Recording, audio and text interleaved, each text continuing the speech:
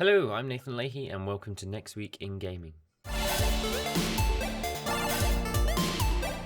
First up, releasing on Monday the 2nd of May is a game by Spectral Illusions, and this is a VR title, and it supports the Vive in the sort of motion controller. Not the sort of stand up and walk around bit. It does feature sit down or stand up plays, so that's relatively useful for those people who don't have a whole Vive den dedicated to the game. And this is kind of like a weird homage, I guess, to a little bit of Half-Life, a little bit of Portal going on there.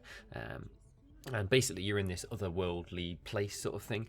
You've crash landed and you've got to grab this object, and it involves a lot of puzzles, shooting your controllers and knocking this little sphere which you've got to take back to your ship. And it definitely has this, it's got a very similar environment to the, if you remember the Dawnguard DLC from Skyrim, when you go into that vampire underworld place where there's all those crazy spirits and it's quite dark and there's big castles and stuff like that. And it's very similar in the environment to that. So it's kind of a little bit of a puzzler, a little bit of a mystery, bit of weird stuff going on. And yeah, it has got a little bit of GLaDOS going on with the AI, so it should be relatively interesting. Looks a little bit rough around the edges, but for the most part, it looks like it could be a relatively cool looking VR title. Releasing on Tuesday the 3rd of May is Battleborn by Gearbox and 2K Games. This is probably one of the first games that's actually releasing fully, the first not in sort of like a beta setting, in that sort of FPS MOBA genre that seems to have just sort of created itself out of nowhere. And this is going to be the first one that releases properly. I've played in the closed technical alpha or something like that, and it was actually pretty interesting.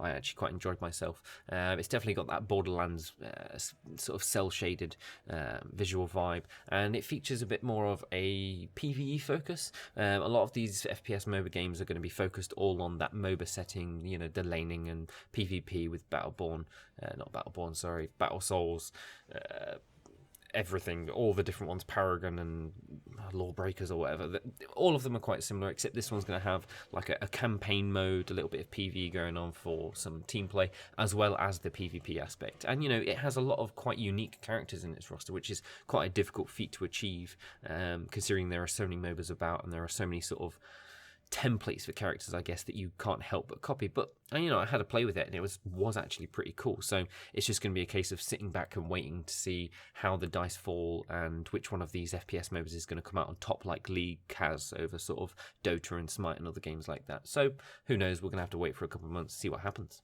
Also releasing on Tuesday the 3rd of May is a game called Fragments of Him, and it's by a developer called Sassybot, which is probably one of the more interesting developer names out there. And this is a game that reminds me of something that I never actually got to play, but I was quite interested in it.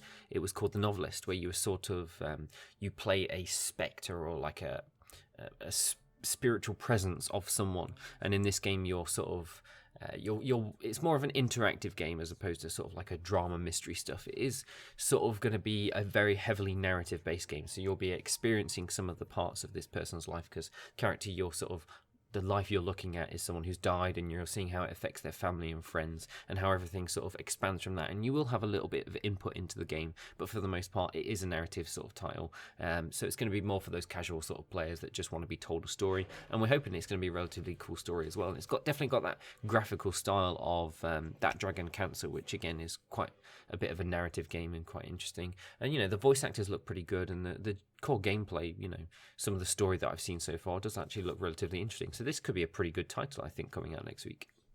Releasing on Thursday the 5th of May is a game called Castle Heist by a developer called Gustav Soderstrom, and this is going to be an episodic game. It's going to be split into 3 episodes, and the first one's coming out next week. And this is one of those rare games that is very, very hardcore stealth in the way that it's done. The character's following in his uncle's footsteps, and you're sort of you're creeping your way through this town and through these big castles and churches and things, and the environment looks absolutely fantastic from the gameplay elements that I've seen. And it's very, very hardcore and stealth, very similar to Styx in the way that if you're playing Goblin mode in Styx, if you get seen, you're dead basically. And this is the same in the punishing sort of manner. You've got to be really careful, and it's all about, you know, that critical stealth element.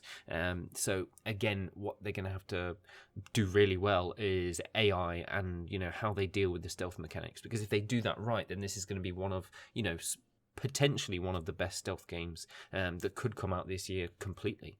And we can see after episode 1 how it goes, and then, you know, maybe more people will be interested in episodes 2 and 3.